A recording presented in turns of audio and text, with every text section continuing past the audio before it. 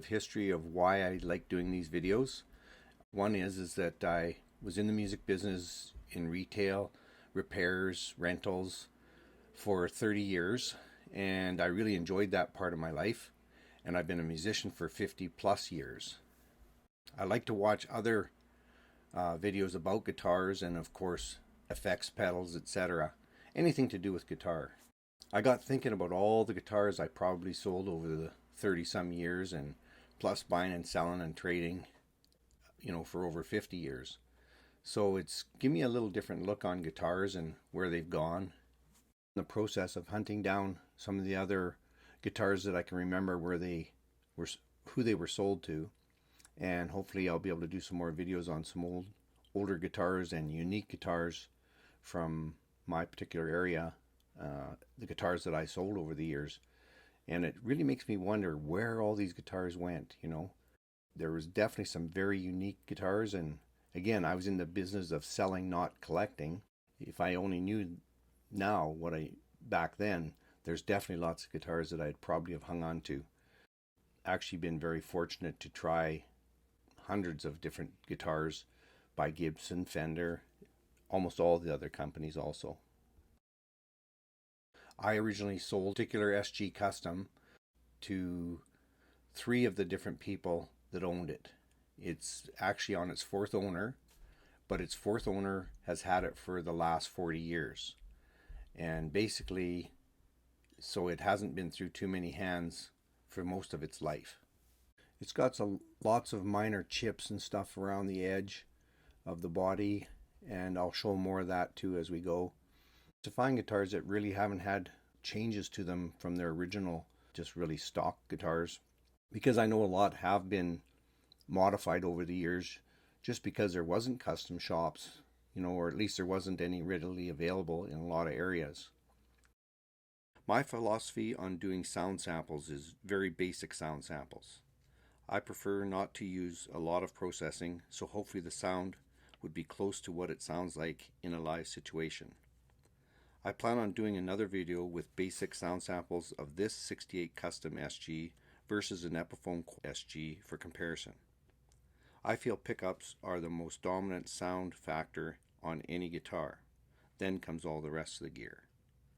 So for this video, the amplifier I'm using is an orange micro dark head, a 210 vintage Celestion speaker cabinet, and the recorder is an H6, and the microphones I'm using are the stereo mic on the H6 about 12 inches from the speaker, an SM57 again about 12 inches from the speaker, and a no brand gooseneck mic about 12 inches from the speaker.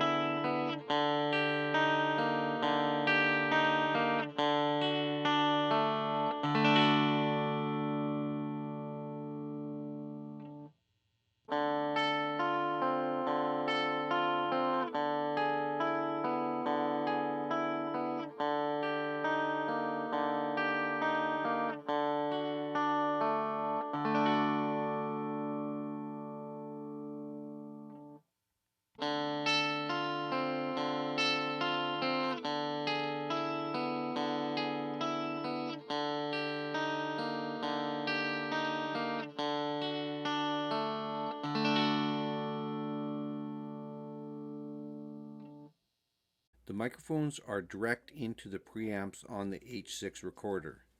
No compression, limiters, EQing, etc. I prefer the sound of the H6 stereo mic. The other 2 mics could possibly be EQ'd to sound better.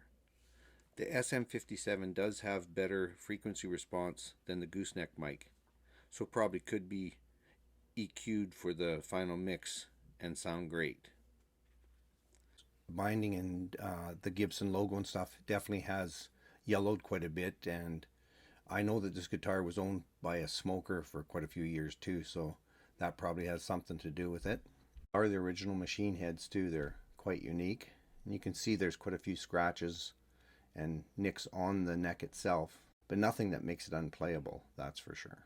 This is probably one of the first times this guitar has even been opened up. I really believe that everything looks pretty well stock and unchanged. Like, I don't see any different solder joints or anything like that. As you'll see, I'm going to show close-ups of everything. These pickups all look authentic. And like I said, I've known the last owner for over 40 years that's kept this guitar. So I know the only thing that had been done to it in 40 years was the fret job. But I thought I'd take it apart just to show that it looks pretty well stock. I wish they could actually tell their story. To me, that's what gives them character and almost like a spirit of the players that have played it.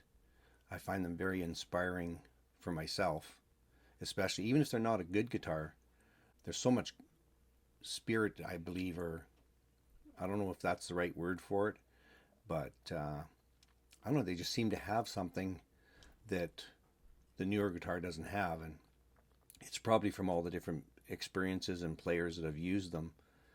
That's what makes them have real character, I think. You can see the fret wear on this guitar already, and this is the second set of frets. Here's where I'm showing the frets. You know, they didn't come right over the plastic binding, which kind of bothers me. If it was my guitar, I would have them redone again. And you can see there's quite a bit of wear on the gold plating, which I think is quite normal for a guitar that's this age plus been played as much. Just looks like a relic. The plastic inserts are originals that came with this guitar. And all the knobs. It's possible the toggle switch knob's been changed. Looks kind of new. And the cavity here with all the tone and volume pots and switches, they all look like they're stock. I like the way the ground is hooked in. You can see it going in behind the brass plate. And I didn't realize they were probably using those kind of plastic input jacks at that time. I was kind of expecting an older metal one. The back and front of this guitar has some nice wood grain, but it's really hard to see because of the dark stain, and possibly the lacquer has darkened with age also. Try and show a little bit of the neck profile by turning it around, and it's hard to really show people what the size of the neck is, but with this 60 series SGs, I found the necks, for my personal liking, very narrow at the top by the nut. Definitely narrower than I'd like personally. Right there you can see I'm holding it. I find that very narrow. I wish it was just slightly wider. Thank you for taking the time to watch this video. If you like videos like this, please subscribe. I should get better at all aspects of making videos. If there are areas you think would add to the overall interest in videos like these, please email me with your suggestions. Thanks again.